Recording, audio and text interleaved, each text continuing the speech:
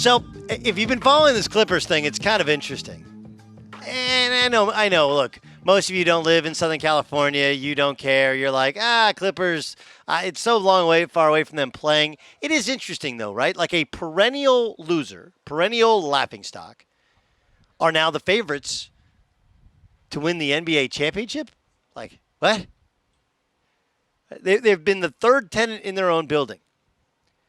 Steve Balmer, their own owner, came out and said the new arena is a way to define us with our own identity. Then we play in the Lakers building.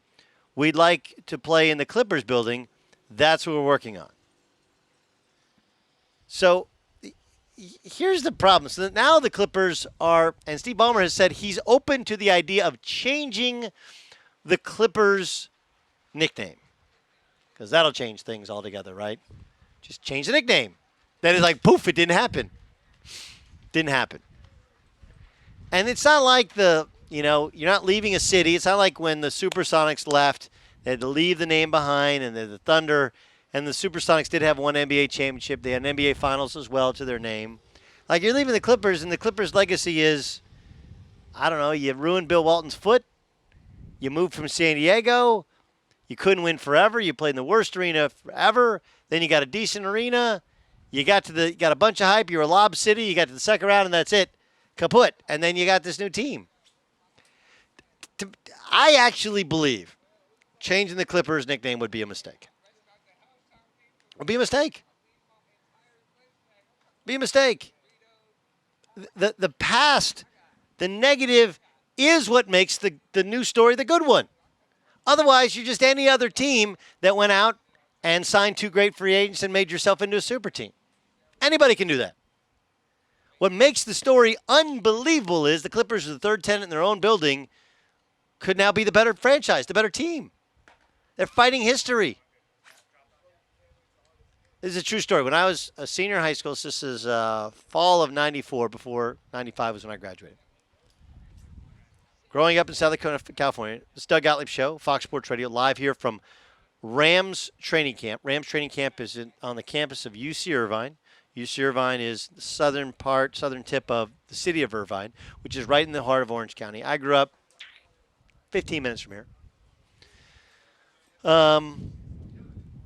One night for somebody's birthday, we did a scavenger hunt, and it was a one-item scavenger hunt. Could anybody go find a Clippers shirt, hat, or sweatshirt? If you could bring it back, you won the scavenger hunt. And nobody won. It was a true story. And the Clippers were actually decent back then in the early 90s. That was Larry Brown. They got to the first round of the playoffs and lost. They actually played in the playoffs in Anaheim because of the riots in Los Angeles. The point is that the struggle is what makes the success great. And this whole idea of, well, we just changed nicknames, then all that past stuff didn't happen. Like, no.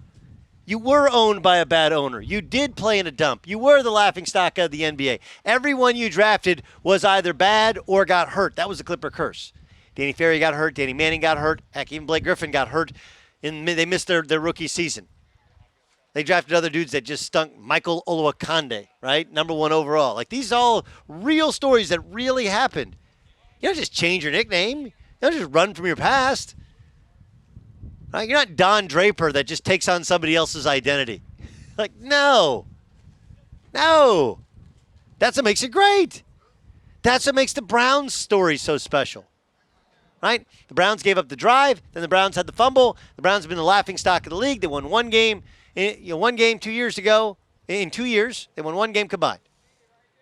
And now, a year removed from a one-win season, 2 years removed from a no-win season, they're many people's favorite to win the Super Bowl.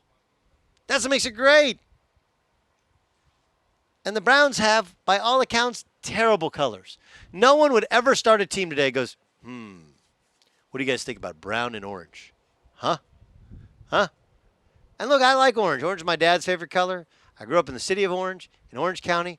I played for Oklahoma State, and we wore orange. My mom went to Syracuse. They're the orange. I like orange. But orange and brown, no one would ever go like, that's a winner. Not ever. But it's what makes it all work. So I fully get that the Clippers are trying to shed their past image. But the best way to do so, just win games. Just win games. The Rams were a joke 2 years ago. They fired Jeff Fisher. They hired Sean McVay. They got better players. Jared Goff got better. And they won the NFC last year. That usually does the trick. The Chargers practice 2 miles from here. And the Chargers have been famous since moving from San Diego to Los Angeles of having a home field disadvantage. And if you've been to Chargers practice so far, it is packed. It is a zoo. It is can't-miss TV. You know why? Because they won more games than anybody in the AFC last year. Because they got Rivers back and Keenan Allen back, and Hunter Henry actually is playing this year. They got Joey Bosa and Melvin Ingram. Yeah, they got a squad. And if you win, they show up. It's not if you build it. It's if you win, they show up. Hi, I'm Doug Gottlieb from Fox Sports Radio, and you need to subscribe to the Fox Sports Radio YouTube channel where you can hear and see me. Why not? Plus everybody else who's awesome here on Fox Sports Radio.